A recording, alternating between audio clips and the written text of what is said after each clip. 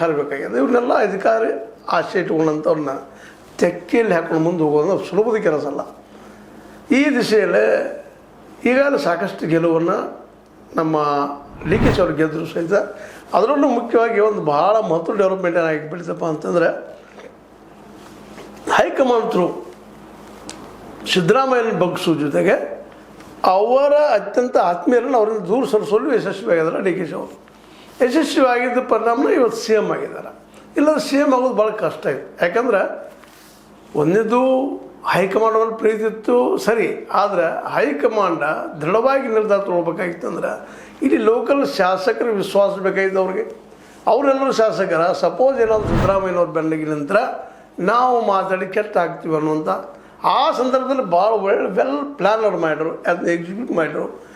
ರಾಜನ್ ಅವ್ರಿಗೆ ಭೇಟಿ ಆದರು, ಸತೀಶ್ ಅವ್ರಿಗೆ ಭೇಟಿ ಆದರು, ಮಹದೇವಪ್ಪನವ್ರಿಗೆ ಭೇಟಿ ಆದರು.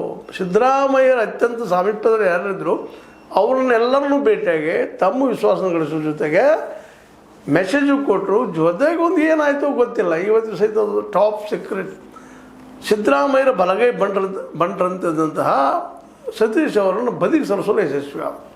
ಹೀಗಾಗಿ ಇವತ್ತು ಸಿ ಎಮ್ ಪದವಿಯಲ್ಲೂ ಕುಳಿತಿದ್ದಾರೆ. ಈಗ ಮುಂದಿರುವಂಥ ಸವಾಲುಗಳು ಏನಪ್ಪ ಅಂತಂದ್ರೆ, ಈಗ ಒಂದಂತೂ ಗೆದ್ದರು. ಈಗಾಗಲೇ 5 ಜನರನ್ನು 4 ಜನ ಸೇರುವಲ್ಲಿ 5 ಜನರನ್ನು ಸೇರಿಸಿ ವಿಧಾನ ಪರಿಷತ್ತಲ್ಲಿ ಸಂಖ್ಯಾತ ಮಾಡಿಕೊಂಡ್ರು. ಅದೇ ಕಾಲಕ್ಕೆ ಬಿ ಜೆ ಪಿ ಶಿಸ್ತಿನ ಪಕ್ಷ, ನಾವು ಶ್ರೇಷ್ಠ ಪಕ್ಷ ಅಂತ ಹೇಳ್ಕೊತಾ ಇದ್ರು, ಅಲ್ಲಿ ಹೊಡೆದ ಕೊಟ್ಟರು. ಶಾರ್ ಅವ್ರು ಏನು ತಂತ್ರ ಮಾಡಿ ಗೆಲ್ತಾಯಿದ್ರು, ಅದಕ್ಕೆ ಪ್ರತಿತಂತ್ರ ಮಾಡಿದರು. ಅಡ್ಡಿಲ್ಲ, ಬರೋಬ್ಬರಿ ಇದೆ. ಈಗಿನ ರಾಜಕೀಯಕ್ಕೆ ಹೊಂದುವಂಥದ್ದು. ಆದರೆ ಇವತ್ತು ಡಿ ಕೆ ಶಿ ಅವರಿಂದ ಇಷ್ಟರಿಂದ ಇಡೀ ಮುಂದಿನ ದಿನಗಳಿಗೆ ಗೆಲ್ಲಲಿಕ್ಕೆ ಸಾಧ್ಯನಾ ಅನ್ನುವಂಥದ್ದು. ಯಾಕೆ ಇಡೀ ದೇಶ ತುಂಬ ಜನ ನೋಡ್ತಾನೆ ಇದ್ದಾರೆ. ಇವತ್ತು ಸಾಕಾಗಿ ಹೋದಂಗೆ ಆಗ್ಯದ. ಹೇಗೋ ಏನೋ ಗೆಲ್ಲುವಂಥ ಒಂದು ಸೂತ್ರವನ್ನು ಇವತ್ತು ಬಿ ಜೆ ಪಿ ಮಾಡ್ಕೊಂಡದು. ಈಗಾಗಲೇ ಒಂದು ಇಲೆಕ್ಷನ್ನ 2020 ನಂತರ ಸೋತಿಲ್ಲ.